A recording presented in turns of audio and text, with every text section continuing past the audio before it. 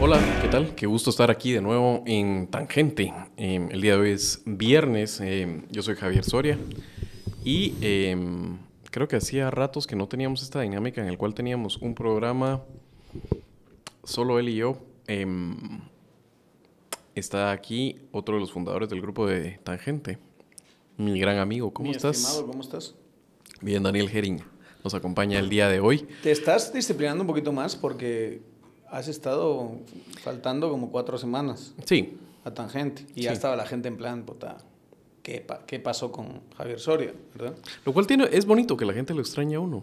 Sería más fregado si la gente no lo extrañara a uno Sí, y no así preguntaran así como... O casi que 2 se años alivien después así. dije, ¿qué fue de ese Sí. tal? ¿Cómo se llama? O leer comentarios así, qué bueno que ya no llega Javier Soria a Tangente. Pero no, Para que estoy... vean que sí leemos los comentarios. Sí, leemos los comentarios. Muchísimas gracias. Muchas gracias por el cariño a todas las personas que habían estado preguntando por mí. Pero bueno, esta es mi segunda semana al hilo de que sí vengo a Tangente. Hay que disciplinarse más. Así es. Y el día de hoy... Mira, ¿y qué han pasado en estas semanas? Vaya que ha pasado cosas, ¿no?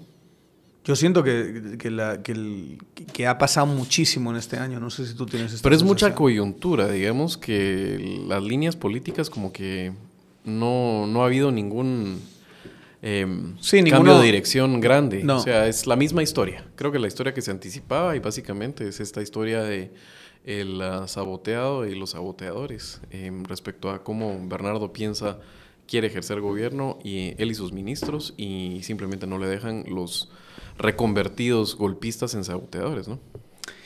Eso pensando en la parte guatemalteca. Yo cuando te Ahora en dije Estados Unidos, sí puta, es. no me digas que han pasado, ¿cuántas cosas han pasado en los últimos tiempos? Uf, o sea, ha sido para los que nos gusta y seguimos política estadounidense. Las últimas 2 semanas son una cosa. ¿Son 2 semanas o 3 desde que Biden aparecía más cerca de la tumba que de la vida en vivo, vamos a ver, en tiempo real, en un debate nacional? El debate nacional fue hace 3 semanas. 3 semanas. Entonces tenemos otra cosa completamente. Ha habido un intento de asesinato en medio, un cambio de candidato, una convención nacional. Republicana. Sí, que obviamente a la hora de que la mirabas era imposible no pensar en aquella escena del episodio 3 de Star Wars, de Palpatine, en el momento en que le entregan absolutamente todas las instituciones de la República y se convierte en el emperador. Pero ese intento de golpe de efecto, esa coronación temprana... Es un intento, el de Palpatine es un intento de magnicidio. Sí. Por parte de Master Windu, weón. Y a eso vamos a ir a acabar en este momento que... se nos ocurrió hace 5 minutos con Daniel Herring que el día de hoy podíamos hablar de asesinatos políticos o intentos de asesinato político. A mí me hizo reflexionar mucho lo de Trump precisamente sobre eso, ¿no? O sea, el hecho de que tienes estos eventos concretos que definen tantísimas cosas, ¿no? Y que desencadenan muchísimo. Pero más, yo lo estaba pensando más que cuando con el intento de asesinato de Trump, lo pensaba más que desde la perspectiva de qué desató el asesinato. En este caso concreto es que no desató. A mí no sé, quizá la historia me quite la razón, pero cuando lo vi y cuando vi la imagen, sobre todo, que hay que decirlo, o sea, chapó. Los instintos políticos de Trump. Hay que admirar afinados. Eso. Hay que admirar eso. Sobre todo teniendo en cuenta que en Guatemala tenemos dirigentes y concretamente el máximo dirigente con tan pocos instintos políticos, ¿verdad? Exactamente. O sea, y tan poco naturales, digamos. Eso de ejercer el poder, que no es algo que le descalifique como persona, de hecho quizá le califica como una buena persona, pero el ejercicio del poder a Bernardo, a nuestro presidente, no le sale natural. Es como el primer Jimmy, ¿verdad? Son los meses del primer Jimmy Morales. El de 2016 era un hombre que no sabía ejercer el poder. No tenía ni idea. Máximo mandatario reticente. Pero en el caso de Trump es instintivo. felino casi. O sea, es una reacción inmediata. Sí, ¿quién está pensando? O sea, ¿quién reacciona así? Porque tiene que ser natural. O sea, no, tú recibes un balazo, confusión, 20 agentes encima, la gente gritando en el suelo, ¿verdad? Y en medio de todo esto, lo que te sale es levantar el puño así, con el rostro ensangrentado. Eso es de tener unos instintos políticos descomunales, ¿no? Sí. Descomunales. Y yo vi esa imagen y dije, esto es un momento que va a definir la historia una parte importante de la historia de nuestra época. Es el momento en el que se dio este parteaguas y se creó un mito político, en realidad. Más aún de lo que se había creado ya con Trump, que sobre todo con sus más acérrimos seguidores es alguien reverenciado, pero ya lo de la imagen era otro nivel. Y no sé si a ti te ha pasado, pero para mi sorpresa, este asesinato o intento de magnicidio se ha ido diluyendo en las siguientes semanas. Yo no sé si tiene que ver también con nuestra sociedad, que ya consume actualidad de una manera tan voraz y tan dinámica y tan rápida. Y cuando digo nuestras sociedades, a los que estamos conectados a Internet de una forma tan intensa como está conectada la mayor parte de la población estadounidense, que eso es como que da la sensación de que el intento de asesinato fue hace como 5 años. Yo creo que y que ha pasado tantas cosas en medio, sí, que por lo menos con la data que tenemos, y esto es lo increíble, digamos, de la circunstancia, y lo que me pareció a mí interesante comentar, con la data que tenemos no ha tenido mayor efecto, por ejemplo, en las encuestas. O sea, uno esperaría que esa imagen, ese evento, generase una narrativa alrededor de Trump. A mí eso no me tomó por sorpresa y te voy a decir por qué. Que le pegase por lo menos un boom de 3, 4, 5 puntos, ¿verdad? Y no ha pasado. ¿Pero por qué? Y tiene uno que preguntarse, y creo que la forma de entenderlo en el término del mercado político guatemalteco es Sandra Torres. O sea, el caso de Trump y Sandra Torres tiene similitudes, no es que sea igual, pero a lo que voy es una persona universalmente conocida, de la cual las personas ya tienen una opinión completamente hecha. Y por enorme que es el gesto de un intento de asesinato político, muy pocas personas van a cambiar la forma como piensan de. Imagínate que hubiera sido un intento de asesinato de Sandra Torres. Me vas a decir que eso la victimizaba ante el gran público y la hubiera convertido en una heroína en la cual se puede votar.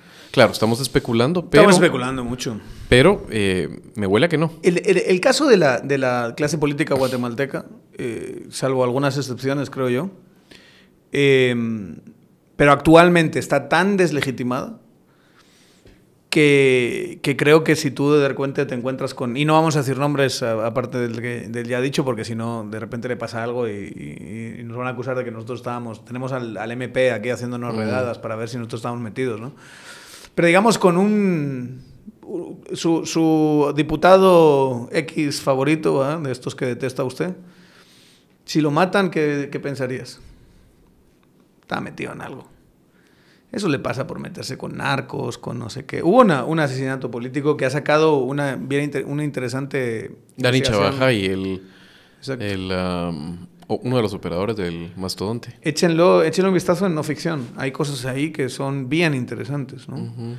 Y bueno, usted sabe, aquí en las conversaciones que salen en Tangente, a cada rato hacemos sugerencias, muchas veces de ellas de libros. ¿Dónde usted puede encontrar estas sugerencias de libros? Sofos, librería Sofos, la que queda en Fontavela, en la ciudad de Guatemala. Así que vaya allá, encuentre, va a ver que la próxima lectura favorita va a estar sin duda entre los títulos de Sofos. Recomendación que le hacemos aquí en Tangente.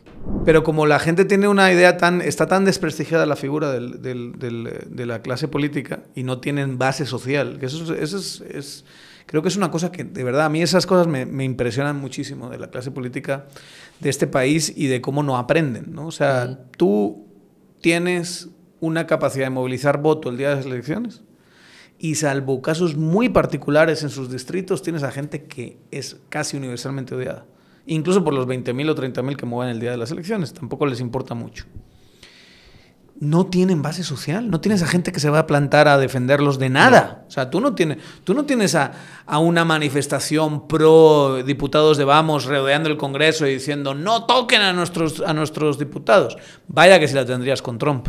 Vaya que si la tendrías Claro. con Biden, vaya que si las tendrías con Pedro Sánchez en España, ¿verdad? O con... No, pero, o sea, no exploremos mucho los paralelismos Sí. entre Sandra Torres y Trump. O sea, lo único que me refería es que son personas, Sí, en este tienes caso, razón. que es muy difícil que se cambie de opinión de uno de otro. Eso, y además porque, le vi en la otra parte, es una sociedad altamente polarizada. Más allá de Trump, que es como el póster de los tiempos de la polarización, realmente es una sociedad que eso sí es complicado en Estados Unidos distenderla.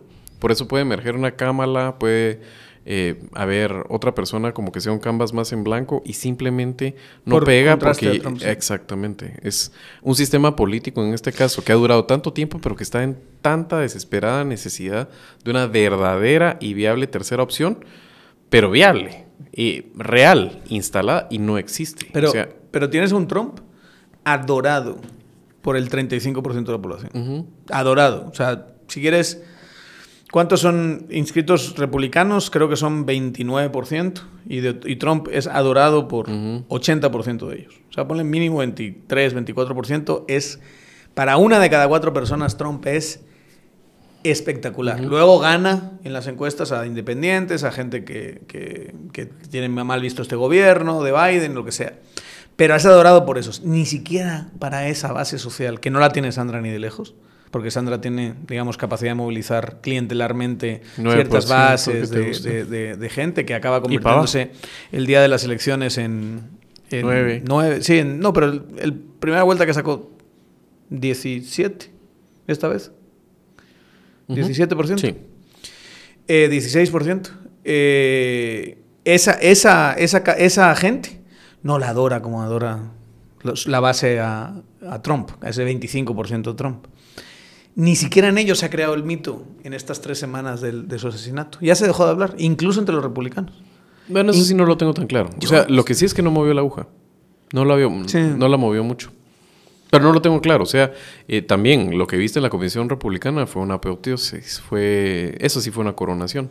Y después podemos especular sobre si los pasos que dio fueron los adecuados, escogió al correcto vicepresidente. Viste que tenía una estrategia, ¿verdad? Empieza su discurso. Sí. Y se notaba que era precisamente ese camino del héroe. Claro. Un Trump, pues, o sea... Cambiado. Sí, no. Transformado. Tratando de hacer las paces con su mortalidad en sí. ese momento, más suave, más a gusto. Y de repente, ¡pum! Y es la misma persona vengativa, barrio bajero.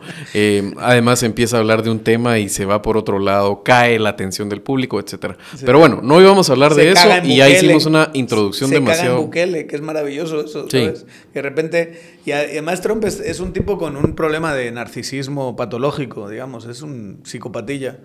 Pero lo de Bukele, verlo en estas latitudes es interesante porque... Sí. Lo interesante es ver a las personas que son buquelistas a morir y trumpistas a morir tratando de hacer las paces con eso.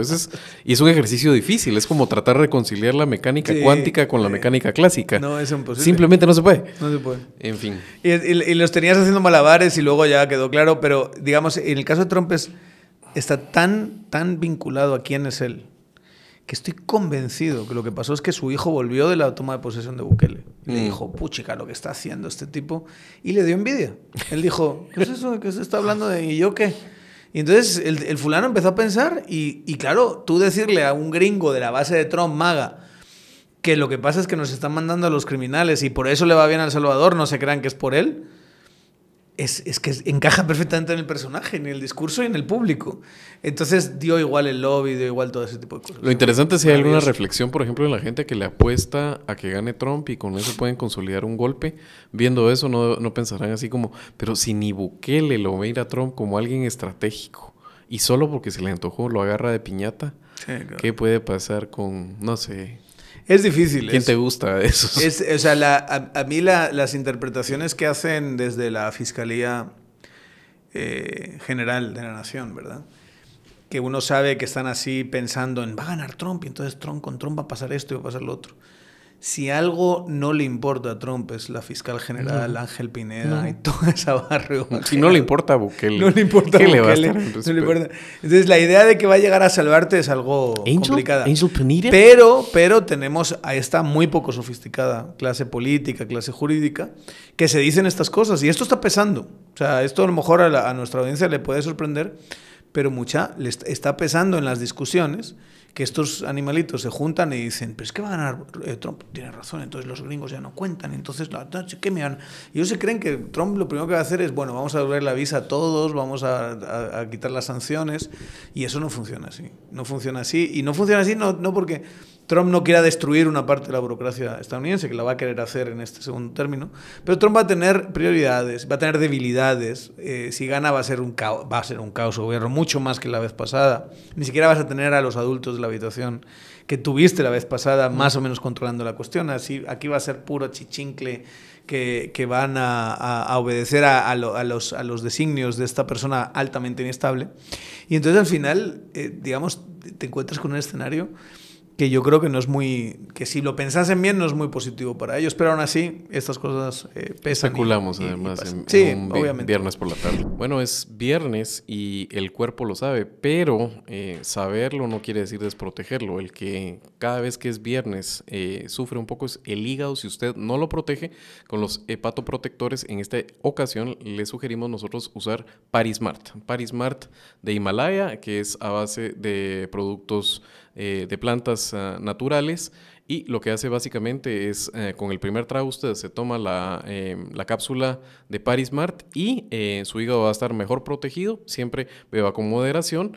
Y la ventaja es al día siguiente, si usted tiene que trabajar, espero no tenga que trabajar mañana sábado, pero muchos sí trabajamos en sábado, la recuperación va a ser más fácil, mejor. Entonces háganos caso como siempre y recuérdese de pasar comprando Parismart en cadenas de supermercados y Super 24.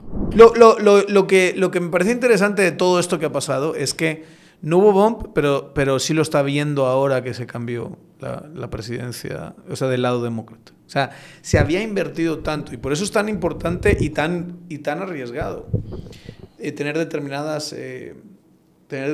estrategias de comunicación, porque los republicanos invirtieron toneladas de pisto en elaborar mensajes alrededor de la vejez de Biden, de la inutilidad de Biden.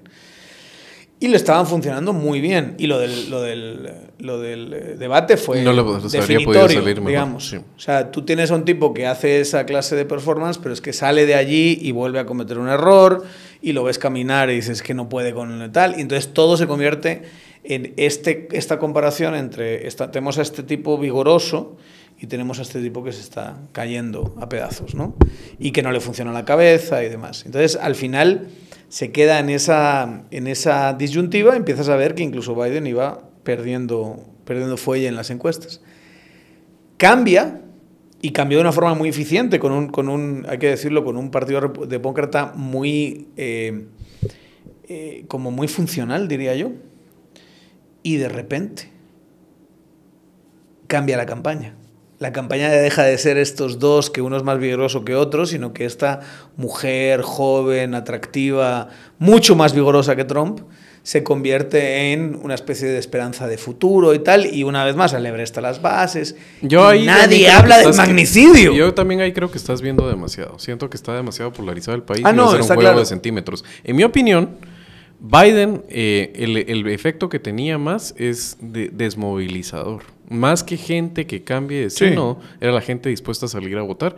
Y de eso se va a tratar esta elección, porque el país está partido por la mitad. Es un juego de centímetros y además un juego asimétrico, ¿verdad? O sea, hay que recordar, la mayoría de la población de Estados Unidos no votaría por Trump. Si en Estados Unidos contara igual cada voto, Trump está afuera completamente. En 2016 gana caminando Kamala Harris, que por cierto no es la mejor candidata disponible.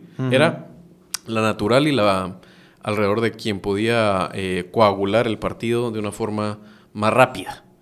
Pero como en Estados Unidos tiene estas asimetrías en las cuales tu voto pesa más o menos dependiendo de dónde vives y si estás en un estado disputado o no, entonces tenemos esta situación donde realmente lo que va a pasar es quién puede movilizar más el voto.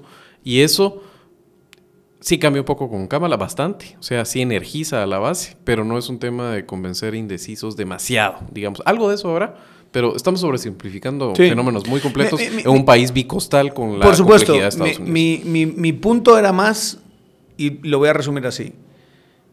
Intentan matar a un presidente de los Estados Unidos, que es algo que no había pasado en décadas, y hoy, en la campaña, 2 semanas después, no importa. A mí eso me parece absolutamente fascinante. O sea, que intenten matar a un tipo en medio de su campaña, alguien que ya ha sido presidente, súper conocido, con una base entusiasmada y tal, con las circunstancias de polarización. Y vivimos en una época tan extraña que 2 semanas después de un intento de asesinato de un candidato, no importa, la campaña va sobre otra cosa. Sí. Ya no se está hablando ni de un lado ni de otro del intento de asesinato. Se están manejando otra clase de discursos por otra clase de razones y ya, bueno, va a tener que medio ponerse de pie la campaña de Trump, encontrar el mensaje que le pegue a Kamala, que seguro que lo va a acabar encontrando y vas a verlo reflejado también en ciertas sensaciones y en ciertas encuestas, pero el magnicidio no importó. Fue un intento de magnicidio que no importó, entonces, lo cual es absolutamente fascinante. Bueno, hablemos ahora de magnicidios que sí han importado. Buen tema, ¿no? ¿Cuál es el magnicidio guatemalteco que ha importado más? A la que pregunto tan difícil. Porque este país tiene una historia de magnicidios porque estoy pensando muy amplia, ¿verdad? En los más recientes. Pero hay una larga historia. Castillo Armas. Tienes no sé. Arana. Arana pensaba que impactó más en su momento. Yo creo que Colom Argueta. No sé si... Yo creo que Colom Argueta sin duda, ya teniendo así las ideas un poco más claras. ¿Qué hubiese claras, pasado si Colom Argueta llegara a estar vivo? Es que es eso, es el tipo al que mataron por viable. O sea, el contexto en el que estaba sucediendo fue una decisión fría en ese momento de la cúpula militar que autoriza el partido y no autoriza al candidato, al viable, al que iba a arrasar. Y yo creo que, claro, el mito, las personas muertas y muertas de esta forma quieren una pátina que no tienen de otra forma, personas que su camino es distinto. Pero sí creo que había un talento político en Colom Argueta que todavía no hemos visto hasta la fecha otra vez en este país. Esa persona no ha vuelto a existir capaz, así. Sí, a mí me gusta la anécdota esa de un arquitecto con el que trabajé y me contaba en el rodeo San Marcos de su papá era absolutamente enemigo de Colom Argueta porque tenía una idea sobre lo que Colom Argueta era y que era un comunista, que comía niños y todas esas cuestiones, hasta que llegó a dar hacer un meeting al rodeo San Marcos, Colom Argueta, y después del discurso era: mi hijo, creo que nosotros podemos poner aquí la filial del FUR en el rodeo. Era una persona que te convencía de esa forma y que no volvimos a ver en Guatemala hasta, ¿qué te gusta? Tal vez Portillo en sus mejores épocas, en sus mejores días, sin llegar a eso, porque Portillo obviamente fue una persona en ese momento que después simplemente se adaptó a un sistema. Sí. Y no trascendió, digamos, cuando uno piensa que la poca planificación que tiene esta ciudad sigue el plan de Colom Argueta. Y estando un periodo. Es impresionante. Sí. O sea, cómo marcó el camino, como dijo, esta es la ciudad y lo que sea que se va construyendo, que no depende de quiero hacer este negocio, quiero darle a mi amigo este centro comercial, construyame una rotonda, un paso a desnivel y toda esa forma de gestionar que tiene esta municipalidad, que ha destrozado esta ciudad y lo sufrimos todos los ciudadanos, todos los días en el tráfico. Y eso es producto del destrozo de muchas administraciones que no han planificado y que no han hecho lo adecuado. Y que por mucho que hagan jardinización y limpien, no puedes compensar esa clase de mediocridad a la hora de gestionar la ciudad. Y eso, digamos, es un caminito que yo espero que todos los que han estado metidos en los últimos años en la gestión de la ciudad se queden toda su vida. Sí. Porque muchos de estos además se pasean como si fuesen los grandes gestores y han destrozado esta ciudad, que requiere de una revolución para poder solucionar este problema que solo se hace más grande todos los años. Pie de página. Sí, pie de página, te iba a decir, regresemos. Yo creo que era mucho más trascendente que la ciudad, Colom Argueta. Te voy a hacer una pregunta y a lo mejor me vas a decir lo que dices no es verdad, pero mi sensación es que se ha hablado mucho más y se ha escrito mucho más y se ha ficcionado mucho más la muerte de Gerardi que la muerte de Colom Argueta. Sí, sin duda. ¿Por qué? Primero creo que también es por el momento en el que se da el tema de De que lo recogiera una pluma como Paco Goldman también me parece que es otro nivel. Como que marcó una tendencia que siguieron y varios. que es en el marco de la era democrática. Y eso, o sea, la libertad de expresión sí existía. Por supuesto que en ese momento daba coletazo a la bestia. Está el caso de Mirna Mac, la matan también, más o menos por un caso similar al de Gerardi. Pero no te callan las voces. Después de Mirna Mac sale Helen, después de Gerardi se defiende, y se defiende mal que bien en libertad de expresión y en otras condiciones. Y eso no te lo da el efecto que tenía bajo una dictadura militar. El asesinato de Colón Margueta sí era un efecto en ese momento de callar, de miedo. Aunque yo recuerdo impresionarme mucho viendo las fotos del sí, funeral. por supuesto, o sea, por supuesto. La gente fue en masa al funeral de Colón Margueta. Sí. Pero yo creo que es eso, digamos que porque preguntabas por qué se había ficcionalizado y por qué había sido... También vivimos en una época de una inmediatez de medios. Por cierto que no era lo mismo en los 90s, pero algo. Para decirlo bien, es el arte del asesinato político de Goldman, Francisco Goldman.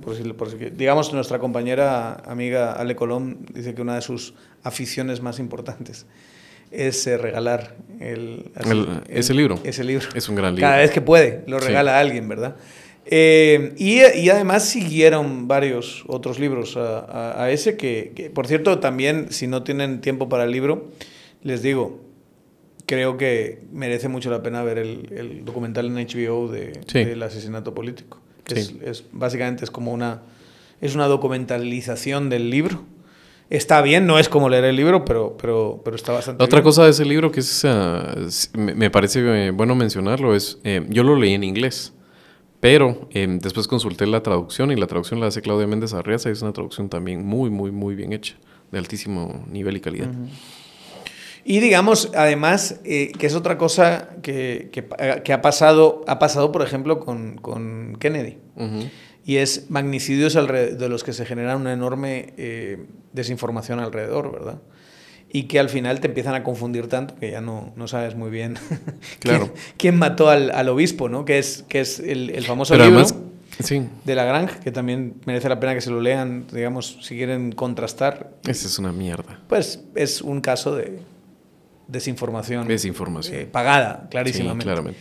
Pero si quieren tener una idea muy bien informada, la compañera Julie López hizo un libro que compila estas teorías y que las analiza y que les da como un sentido de qué evidencia tenemos de una u otra, que es asesinato en la... ¿Cómo se llama? Se me ha ido el nombre. Ahora me voy a acordar. Pero es asesinato en la sacristía, creo que es. Es un librazo también. O sea, si quieren leerse así... un enfoque mucho más periodístico que va repasando las evidencias, ella agarra el caso Gerardi y le hace una muy buena compilación. Recuerda usted que San Miguel es uno de nuestros patrocinadores aquí en Tangente. Tangente llega por obra y gracia también de San Miguel. San Miguel es madera de expertos, que además es solución integral para todas sus necesidades de madera. Se lo digo yo que he construido y conozco sus productos. Usted, si necesita, por ejemplo, tablas, aglomerados, si necesita hacer cortes precisos, San Miguel es su opción. Necesita, por ejemplo, madera sólida y servicios de torno, San Miguel es también su opción. Entonces, no deje usted de abocarse a las tiendas que hay por todo el país. Los mejores servicios y atención va a obtener usted, o también puede consultar la página web que es sanmiguelmadera.com. San Miguel es madera expertos. No leí el libro de Julie López, debo confesar. Pues buena recomendación para ti. Sí. ¿Ya te recuerdas de cómo se llama? No. Bueno, lo vamos a poner, por favor, Josué, en la parte de los comentarios. Ahí, si hablamos así, vamos a hablar ahí de los libros que podemos estar sugiriendo en el marco de esta charla, porque yo tengo mi sugerencia precisamente de un magnicidio, solo que es un magnicidio ficcionalizado, pero no la voy a dar en este momento. Tocaste el tema de Kennedy y definitivamente se ha vuelto tan complejo saber qué hay detrás, además por el manejo que hubo, pero no fue el único magnicidio en esa época en Estados Unidos. Ya me acordé. No me acordé. Lo googleaste, te estaba viendo. Gerardi, muerte en el vecindario de Dios. Ah, sí, sí, ya me recuerdo ese No sé por qué pero igual me no saqué leí el libro. Asesinato en la Sacristía. Perdón, no Julie. tengo ni idea de dónde está. Es un librón así y la verdad es que hace un trabajo de diseccionar, digamos. Esta es la tesis, evidencias de uno al otro, no sé qué. Bien, bien interesante. Bueno, regresemos. 60s, Estados Unidos. No fue solo el asesinato de Kennedy. Es un enjambre de magnicidios. ¿A la familia dices o qué? No solo, piensa en Malcolm X, piensa en Martin Luther King. ¿En espacio de cuánto tiempo? Figuras de primer orden en Estados Unidos asesinadas. ¿Tienes una teoría de conspiración al No, respecto? pues ese es el tema, es sugerente. Sí. Y ahí sí podías decir que había cierto deep state con unos intereses marcados versus lo que se habla hoy del deep state. Pero más allá de eso, lo que te dice es un país convulso, un país en ese momento en el cual se da, creo que es el último switch de las fuerzas políticas que han habido en Estados Unidos en la cual el mapa se reconfigura. Es en esa época, ¿no? Es ese cambio que se da de los demócratas con esa base política sureña Sí. y que muta versus los republicanos, que era al revés, digamos. Que ya se convierte en un clivaje rural-urbano. Sí. Que lo inicia tal vez, digamos, en la época antes de la guerra, FDR, tal vez podrías decir que es el primero que lo inicia, pero se consolida alrededor de eso. Y después el vuelco completo de los republicanos hacia el conservadurismo con Barry Goldwater, la campaña de Barry Goldwater. Y es más o menos lo que vemos hoy en día, solo que obviamente hoy en día es como la versión extrema de ese clivaje político en Estados Unidos entre demócratas y republicanos, pero sin duda, digamos, lo que vemos hoy como el progresismo tiene su raíz en esa apuesta que hace especialmente la familia Kennedy alrededor de la lucha por la igualdad de derechos y de terminar la segregación en los 60. Y en el caso del asesinato de Martin Luther King, además, un momento verdaderamente definitorio de que, de hecho, ese es el gran triunfo. Está feo decirlo, pero de alguna manera es un punto de inflexión para esa lucha. O sea, su asesinato, que estoy convencido que quienes planearon su asesinato pensaron que lo que iban a hacer es detener su lucha, lo que hacen es consolidarla y convertirla en inevitable, y ahora pues tienes al Martin Luther King, forma parte del panteón tejido, digamos, político de Estados Unidos. Incuestionable, ¿no? Y que además, como son los gringos y como tienen a Hollywood ahí, tienen esa capacidad de producir cultura para todos nosotros, porque todos consumimos cultura hecha por los gringos constantemente, prácticamente cada vez que abrimos alguna plataforma de contenido digital o lo que sea. Sí. Tan ficcionado y tan trabajado. En el caso de él... La bala mágica no hay la película de Oliver Stone. Pero eso es sobre Kennedy, pero concretamente sobre Martin Luther King, no sé si piensas lo mismo, pero me parece que hay un patrón de que las grandes películas alrededor de ese tema giran en personajes periféricos. No hay como una gran obra alrededor del asesinato de él, siendo él el protagonista. Es como que hay un montón de películas donde hay gente alrededor, gente que lo observa, como la época convulsa. Hay referencias constantemente, pero como que hay cierto respeto a quién es el que va a interpretar a Martin Luther King, cómo se va a tratar ese asesinato y demás. En cambio, por ejemplo, la muerte de Kennedy tiene esa gran obra de Oliver Stone, que es JFK, ¿verdad? Es esa película conspirativa, hay que decirlo, que trata directamente y que tiene un protagonista muy identificado en Kennedy, ¿no? Que por otra parte es un presidente que ha sido interpretado en varias películas. Malcolm X también tiene su gran película, ¿verdad? Sí, de Spike Lee. Pero concretamente en el caso de Martin Luther King no sé si hay una gran película de Martin Luther King, sino que hay muchas grandes películas alrededor de la figura. Alrededor del movimiento de protesta sí lo hay, ¿verdad? En Alabama. ¿Cómo se llama esa película relativamente reciente sobre los disturbios de Alabama? De Montgomery. Montgomery se llama, ¿no? Creo que sí. La he visto, pero joder, sí. ¿cómo estamos cómo estamos de memoria el día de hoy, ¿verdad? Lo bueno es que vamos a sacar en los comentarios las obras que íbamos mencionando. Tarea para Josué. Pero sí es... o sea, sí trabajan... toda esa problemática desde el arte se ha trabajado, yo diría que bastante bien, muy bien. O sea, y si a alguien le queda claro, porque esas luchas son luchas transversales en todos los países. Todos los países tienen como sus problemas sociales que han ido solucionando, han ido luchando, porque algunos no están muy lejos de estar solucionados. Digamos, el racismo aquí está muy lejos de estar solucionado, por supuesto. Pero en el caso de Estados Unidos, yo creo que lo conocemos todos, y creo que lo que cambia todo es el asesinato. Esa serie de asesinatos de los que tú hablas, ¿verdad? Sí. Que seguramente el más importante, obviamente, sea el de Kennedy, pero sobre todo el de Martin Luther King, ¿verdad? Porque Kennedy todavía no tiene el lugar en el panteón que tiene Martin Luther King. O sea, no, sin duda. Se ha convertido en una figura innegable, una figura de celebración universal. Puedes argumentar que algunos siguen siendo unos racistas de los narices, que no se lo creen del todo, que no aceptarían el discurso entero de Martin Luther King, pero algo hizo ese señor que generó un mito hacia su figura, ¿verdad? Y una capacidad de articular un mensaje que hoy por hoy es universalmente aceptado. Sí. ¿Qué habría pasado si el intento de asesinato de Reagan fructifica? Que ese es el siguiente intento de magnicidio después de... Es el último, ¿no? Yo creo. ¿Qué más hay? Hasta Trump ahora. Hasta Trump. Es el último. Sí. Y por eso, digamos, claro, la historia... Lo que pasa es que el de Reagan y el de Trump tienen un componente político... Parece que el de Trump es así también, y creo que ya nadie está argumentando que no lo sea. Un componente político bien pobre, ¿verdad? En el caso de Reagan era directamente un tipejo que estaba tan obsesionado con Jodie Foster, ¿te acuerdas? No tenía ningún cariz político, sino era simplemente un lunático. Era un lunático que estaba obsesionado con Jodie Foster y que quería hacerlo para llamar su atención.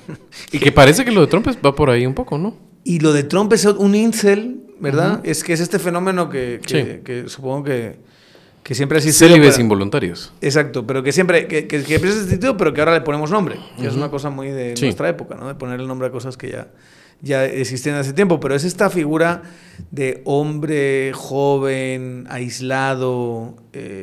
Misógino por miedo al rechazo o por presidente de su aislamiento le lleva a tener un rechazo al género femenino, inseguridades y demás. Por eso se llama involuntariamente célibe, digamos, o sea... Personas que que no cogen, hombre. Incogibles, digamos, si quieren ponerlo así. Y que esa incogibilidad les genera pues toda clase de problemas sociales, ¿no? Y es un problema, esa parte de la población se ha ido haciendo tan grande que acaba siendo un problema político, incluso político-social. Y este tipo, no hay nada que nos esté diciendo que tenía un cariz de ideologización muy, muy fuerte. No. Sino que parece que era alguien que quería de alguna manera trascender o que quería llamar la atención de alguien o de algo. No lo tenemos muy claro. Pero claro, acaba siendo una historia muy, muy pobre. En cambio, Martin Luther King, JFK, todo tiene un componente que se conecta con cosas mucho más grandes. Claro. Y mucho más transversales y mucho más impactantes políticamente. Y hay que decirlo también, hay una diferencia entre matar y no matar. O sea, no estaríamos hablando en estos términos si el impacto hubiese sido que la bala le cruza el cráneo a Trump, claro, ¿no? Y no le roza la oreja, porque el impacto sería descomunal. Y quizás sería una muerte... Que quizás en ese más sentido le habría caído John, mejor una bala en el brazo a Trump para tener una convalecencia un poco más, no sé. Es que la oreja queda muy mal, ¿verdad? La oreja estéticamente no es lo mismo que si fuese otra cosa, creo yo. O sea, la imagen del sangrado, la cara, es muy impresionante. Pero ya la bandita ya... Y encima que le copien... Lo chafa un poco. Sí, es una cosa así. Pero tendría más... Si hubiese sido exitoso, hubiese tenido más conexión y más, digamos, más...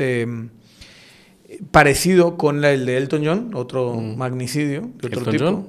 ¿Sí? ¿John Lennon? El de Elton John, digo. Es que es viernes por la tarde, uno está cansado. John Lennon, mucho más con John Lennon que con Martin Luther King, que una vez más tenía esa...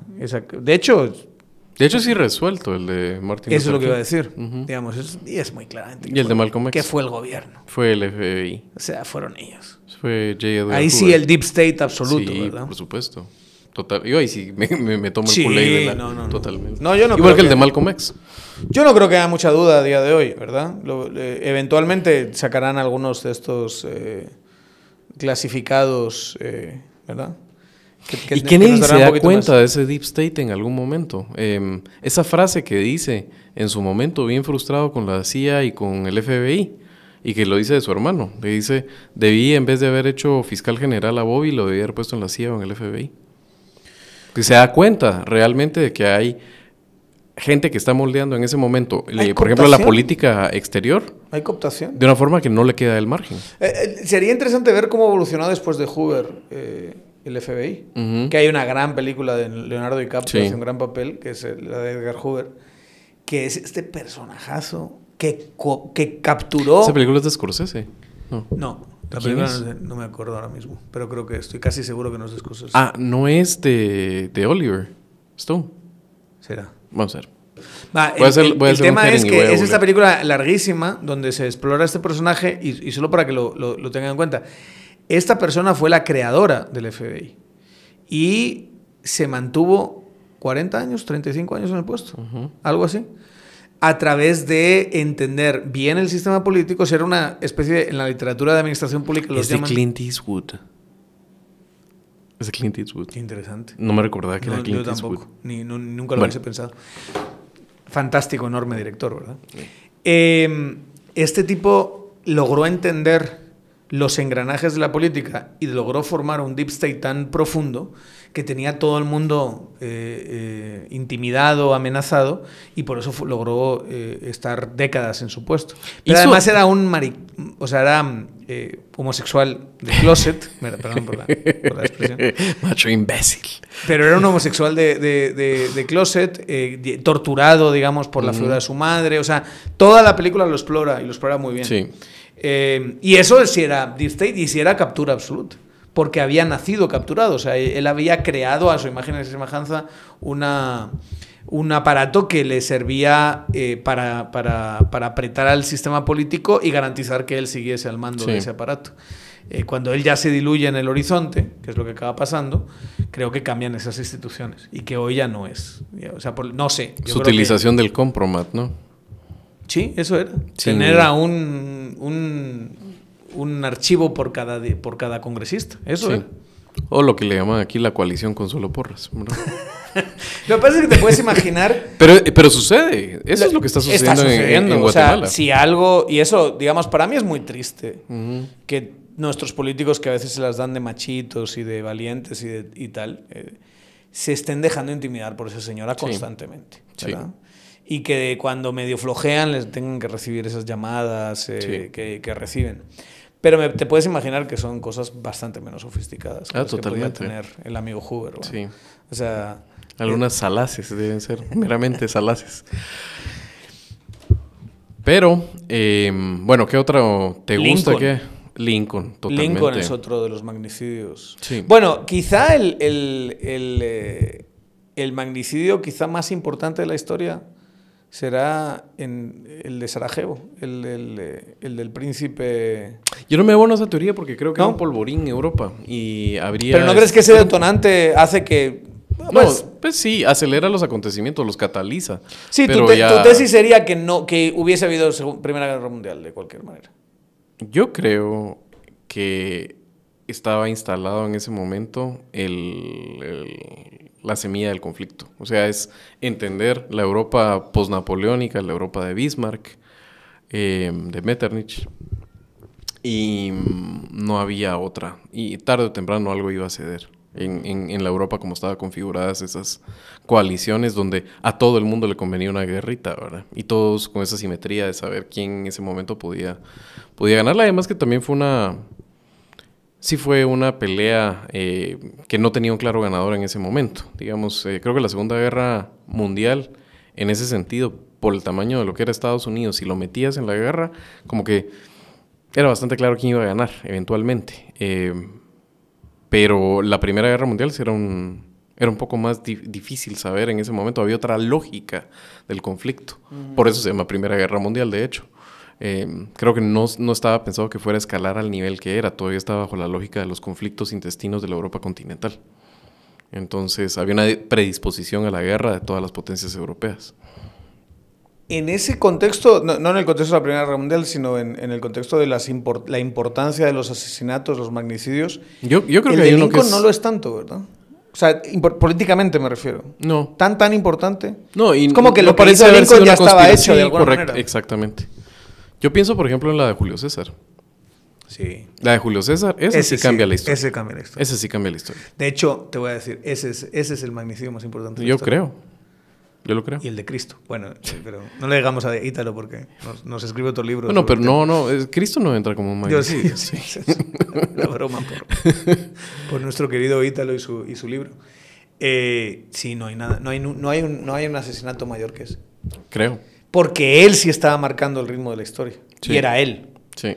Y la muerte de él deja un vacío que marca la historia para siempre.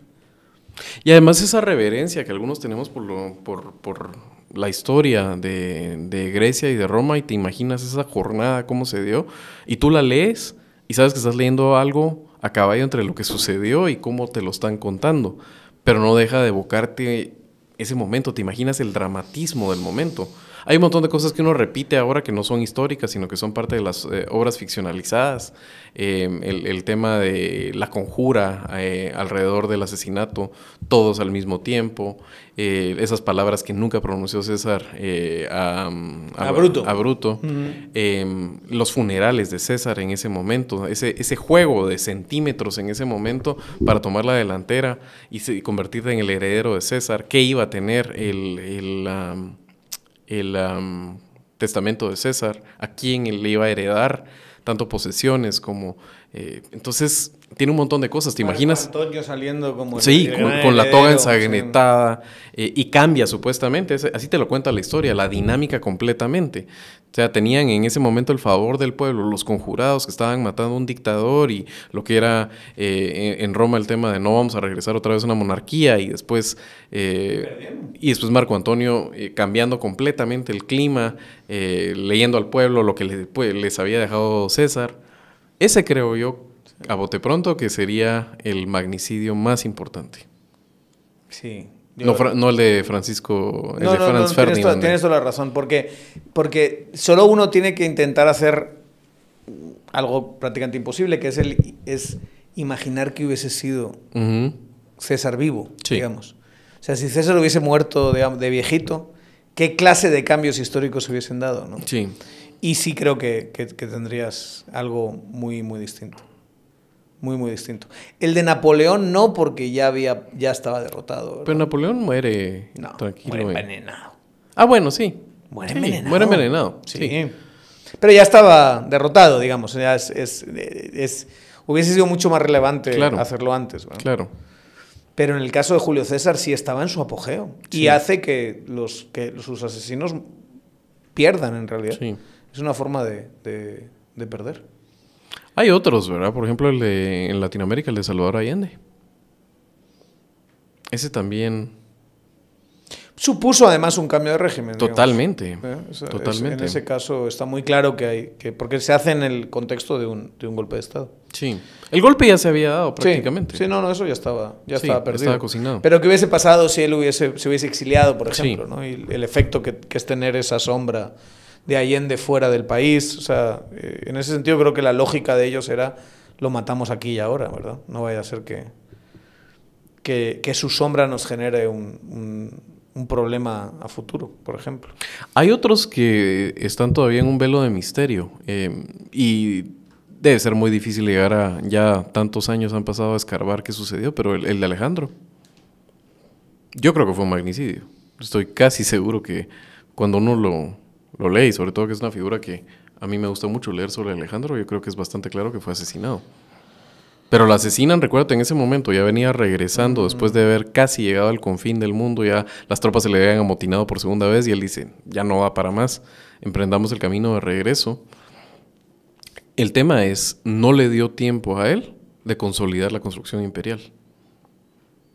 Eso sí, El efecto estaba hecho. La época helenística es... Si asumimos que es un magnicidio, ahora me haces dudar si es más importante el de César que el de él.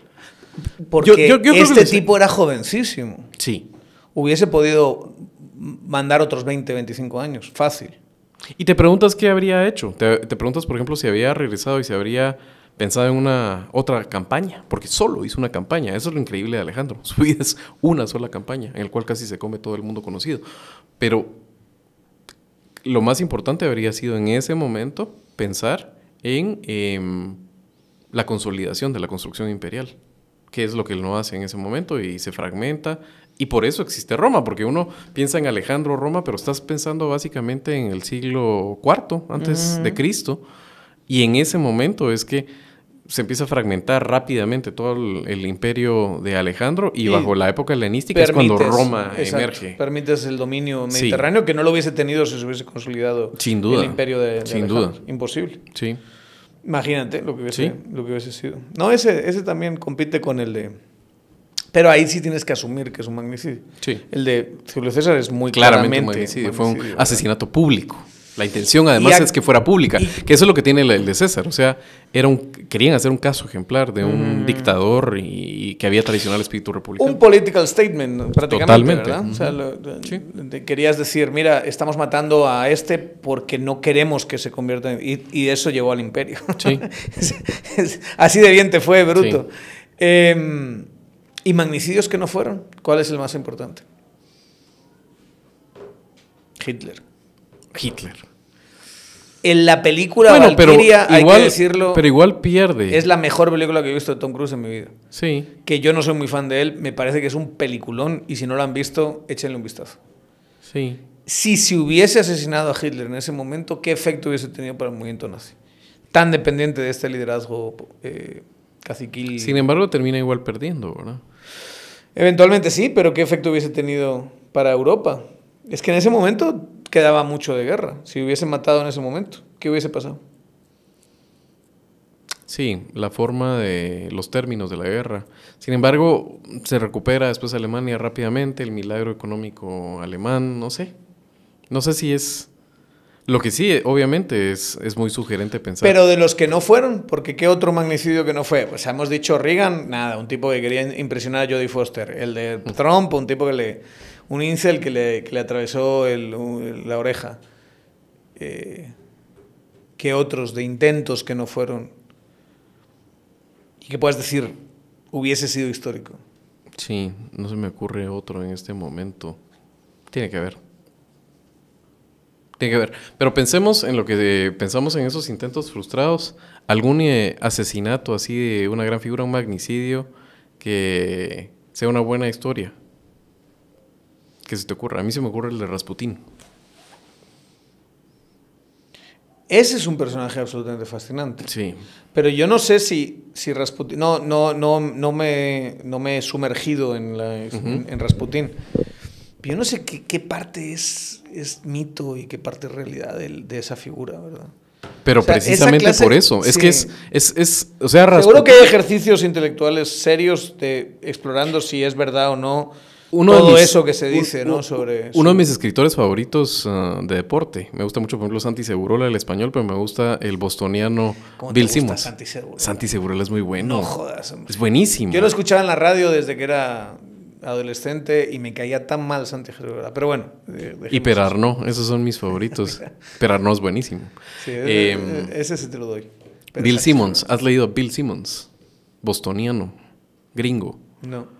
Bill Simmons hace una subclasificación de historias implausibles sobre algún personaje famoso y le llama a él los que alcanzan la zona Tyson, la zona de Mike Tyson, que es cualquier historia que te cuenten de Mike Tyson vas a decir es posible, no la descarto.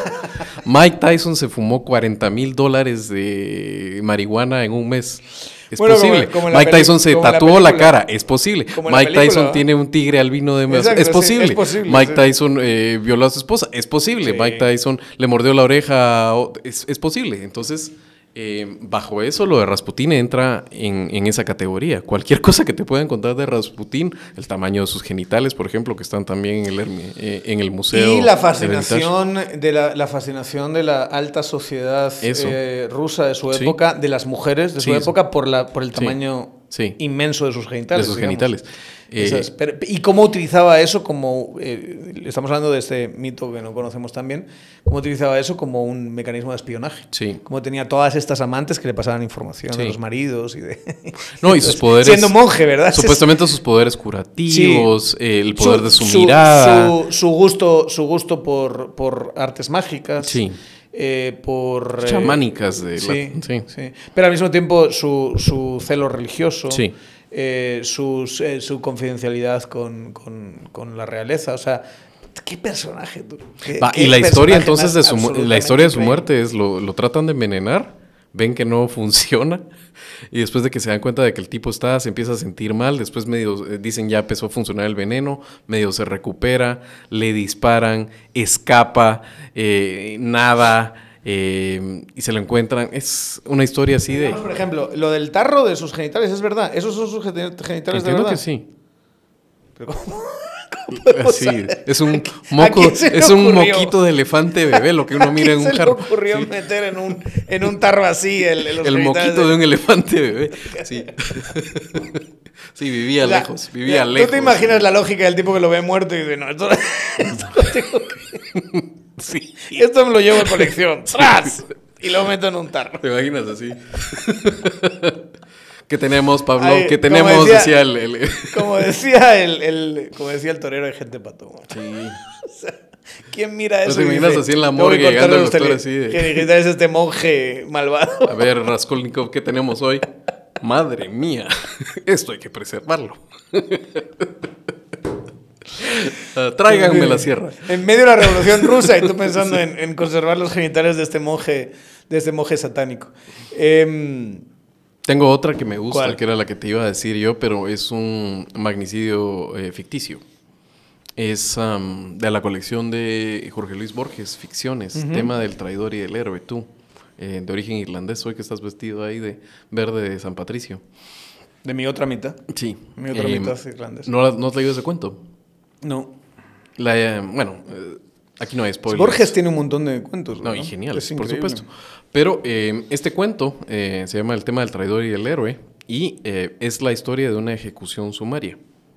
Pero básicamente lo que te cuenta es este patriota irlandés de la independencia irlandesa que muere en un magnicidio. Y entonces empieza un historiador después a revisar sobre esta figura y va... Muere porque intentó hacer esa historia o lo consiguió. Es un héroe irlandés que sufre un asesinato. Ah, ok. Y entonces, cuando empieza a revisarlo, se da cuenta que... Es que, fíjate, el sesgo, cuando pienso en un irlandés y magnicidio, pienso en el irlandés intentando matar a un rey inglés, ¿verdad? Claro. Y diciendo... No. O sea, la víctima es él. Okay. El tema es que cuando empieza este historiador a expulgar un poco más en la vida de Fergus Kilpatrick, se da cuenta que tiene mucho paralelismo con el asesinato de Abraham Lincoln. Y entonces empieza a interesar en el caso y llega a fuentes donde lo que se da cuenta realmente es que Fergus Kilpatrick había sido un traidor a la causa. Lo habían detectado, le hacen un juicio sumario y en el juicio sumario lo condenan a muerte. Pero le dan el momento de poderse redimir. Y la forma de redimirlo para enardecer a las masas de la independencia irlandesa era enaltecer su figura y martirizarlo con un magnicidio. Entonces lo que hacen es todo este paripé en el cual él muere y por eso dice, o sea, la prisa con la que tenían que hacer no daba para tanto la imaginación y deciden copiar el asesinato de Abraham Lincoln. Y por eso entonces después que lo termina de escribir y entonces al final es, ¿hago esto público o no? Y tiene ese dilema de si lo hace público y arruina la historia y decide no hacerlo. Un gran cuento. Ya lo arruiné, pero... No, buenísimo. Para los que lo quieran leer... buenísimo. De Borges. Yo... Si estamos hablando de magnicidios favoritos... Hay uno que a mí... Tengo un magnicidio favorito. No, a mí hay uno que siempre... Es una historia que a mí siempre me llama la atención de Francisco Franco. En nuestra en nuestra transición a la democracia, antes de la transición a la democracia. Mira, puedes decir lo que sea de Franco. Y aquí podemos... Puedes decirlo porque Franco se defiende solo. Bueno, puedes atacar a Franco porque Franco se defiende solo. Un chiste interno, no sé. No ahondemos en eso. A ver, Daniel, ¿tú por qué no defiendes nunca a Franco? Yo es que esta anécdota yo molestaba a mis amigos independentistas catalanes con eso. Le decía, hace ya más de casi 20 años, les decía que yo no defendía a Franco porque Franco se defendía solo, ¿verdad? Solo por molestar al independentista catalán, no porque fuese verdad. Pero el punto es, aparte, digamos, Franco, sí tienes que decir una cosa de él, y es, Franco sí entendió al final de sus días, estamos hablando de un dictador que llegó a ser, digamos, un dictador represivo durante muchos años y que hizo cosas terribles, pero ya de viejito con 40 dijo, esto va a acabar en una democracia. Lo veo. Y lo veo claro, y hay bastante evidencia de que el tipo lo vio claro y dejó ahí, ustedes arréglense, yo eso sí, a mí no me quitan el poder hasta que me muera. Pero una vez que me muera... Que fue lo que Pinochet no supo hacer. Totalmente de acuerdo. Entonces muere de viejo reviejo Franco. Y es un poco frustrante a veces que haya gente que quiere matar a Franco 40 años después de muerto, viejo reviejo, digamos. Pero... o sea, es fácil derrotar a una figura así, ¿no? O sea, ya cuando han pasado 40 años de su muerte, habiendo muerto de causas naturales por lo viejo que era. Hay la banda terrorista ETA, que ya actuaba en la última en el franquismo tardío, lleva a cabo un asesinato contra un almirante que Franco mismo consideraba que podía tener el suficiente liderazgo para seguir la dictadura. Entonces Franco, que ya estaba viendo que esta cosa se iba a convertir en una democracia, por el contexto también, o sea, Franco entendía que estaba en medio de democracias, que eran países mucho más poderosos que él mismo, Inglaterra, Francia, ¿verdad? Alemania.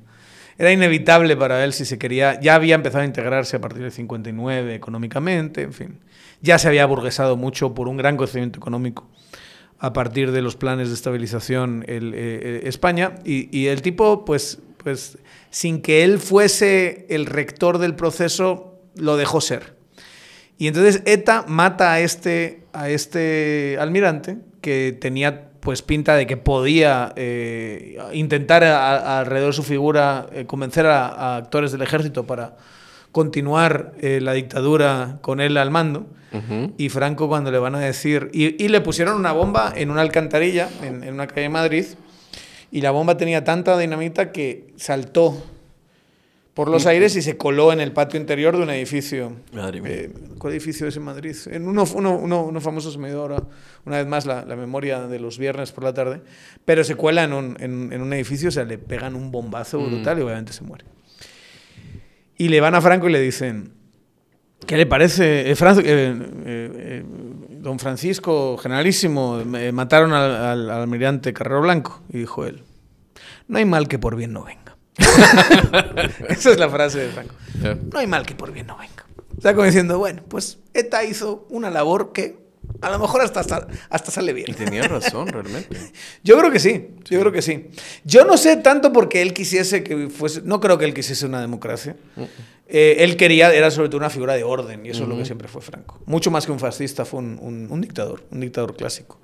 Que dice, yo, a partir de mí, genero un orden político, y luego ya los demás que... También una famosa frase de Franco es esa de... Le dice un periodista una vez, haga como yo, no se meta en política. Así como, que esta política es... Dices, tu puta, bien metido en política, si eres el dictador del país, estás bastante... Pero para él no, para él estaba por encima de la política, y lo que había debajo de él era política, pero él no era política. Entonces,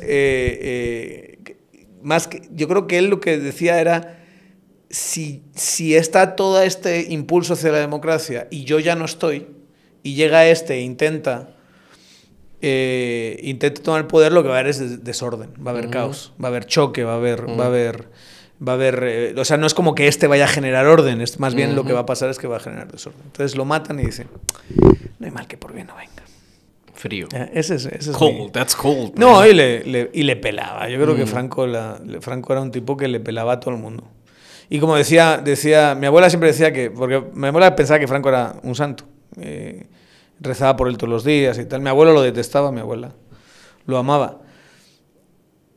Pero más que una figura, decía, yo siempre cuando pienso en él se hablaba de que no era una figura corrupta y me acuerdo de un historiador que escribió un artículo en El País, y no estoy mal, y decía, él no robaba nada porque ya pensaba que todo era suyo.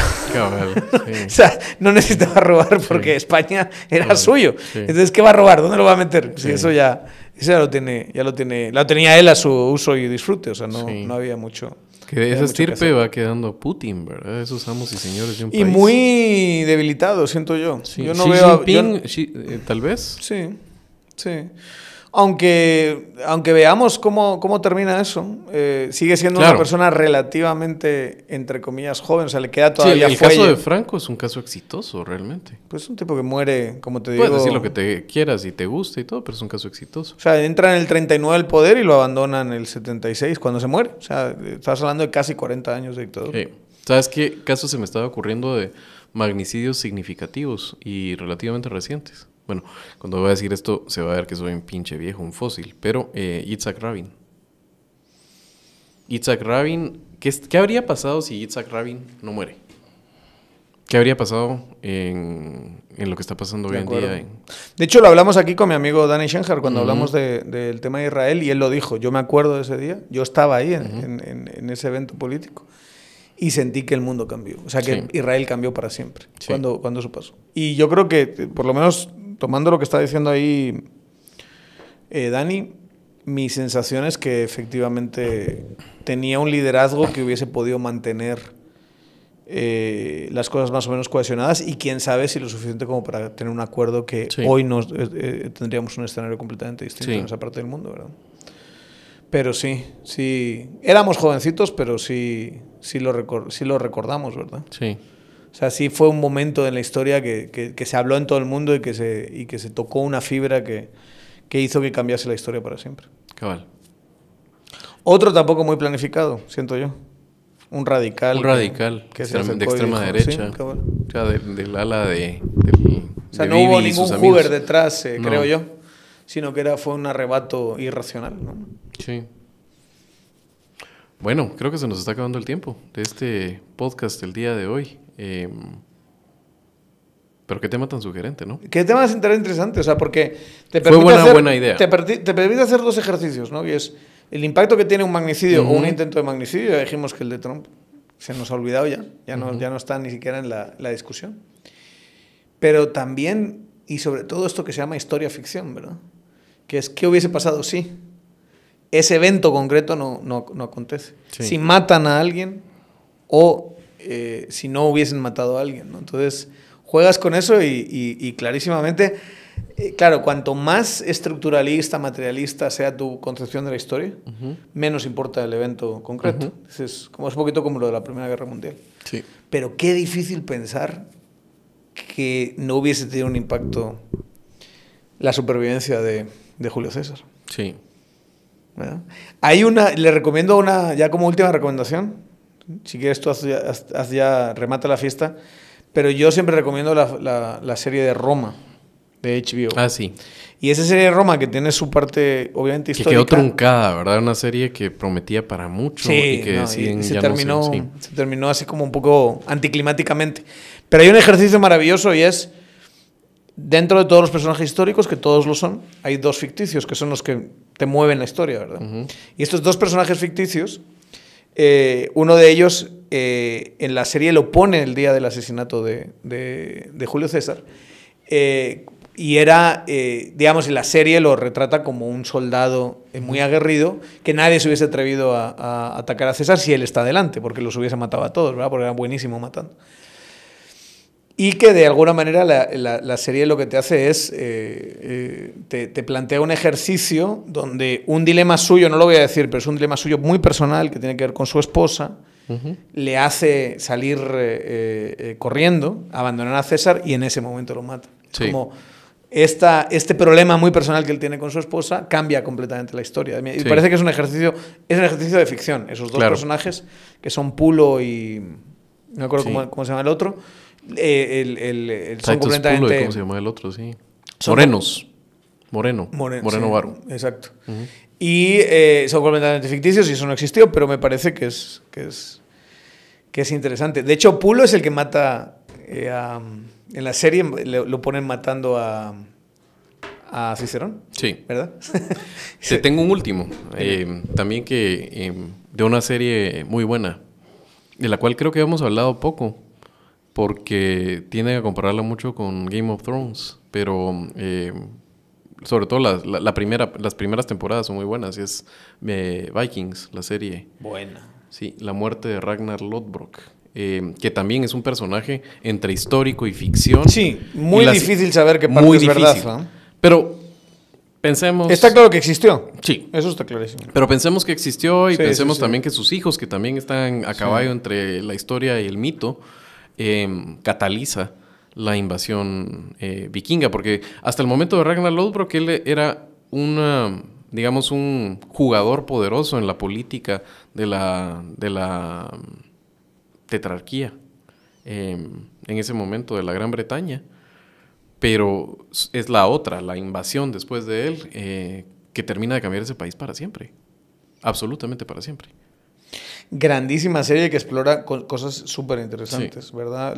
O sea, digamos, desde esos personajes históricos mitificados, pero también las obsesiones personales, sí. La crueldad, la violencia, sí. El amor, el sentido de trascendencia. Esa muerte de Lodbrok, sí. en esa fosa llena de víboras.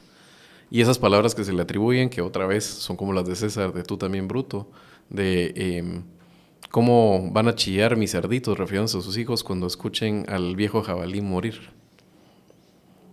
Y vaya que la montaron después los hijos. Vaya, ¿verdad? Que la montaron. Eran tremendos. Buena recomendación también de serie, sí. Para el fin de semana. ¿Terminamos? Daniel, por el día de hoy. Y nos vemos la próxima semana. Sí, y tenemos que hacer esto más seguido, ¿no? Teníamos ¿cuánto tiempo de no? Sí, es mucho. Lo que pasa es que este país da para tanto y estamos metidos en tantas cosas que se te olvidan estos placeres de la vida. Sí. Pero bueno, mi última recomendación realmente es miren las Olimpiadas. Me encanta ver Olimpiadas cada 4 años. Además que me parece que nos conecta a nosotros como humanos con la parte como más sublime de nuestras aspiraciones, ¿no? O sea...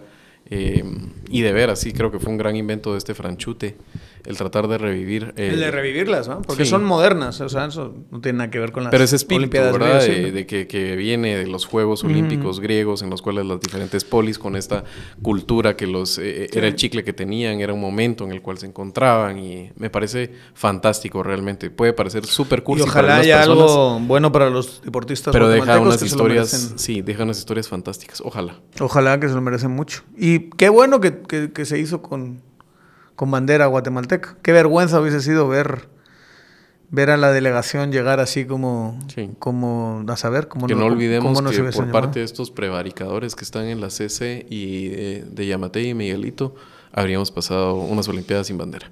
Así que... Y qué bueno que Gerardo Aguirre tampoco haya podido ir, porque también qué bueno que no fue banda de ladrones repulsivos, ¿verdad? Entonces, que mientras se peleen los corruptos nos va bien a nosotros. Me parece fantástico. Bueno, nos vamos por el día de hoy. Gracias por habernos acompañado con Tangente. Recuérdese, usted, les agradecemos muchísimo las vistas para arriba. Y contando, denos follow absolutamente en todas las redes sociales. Si nos quiere, véanos en la red favorita de cómo llega el contenido nuestro hacia ustedes, compártalo, que llegue a todos lados Tangente. Así que muchísimas gracias y hasta la próxima.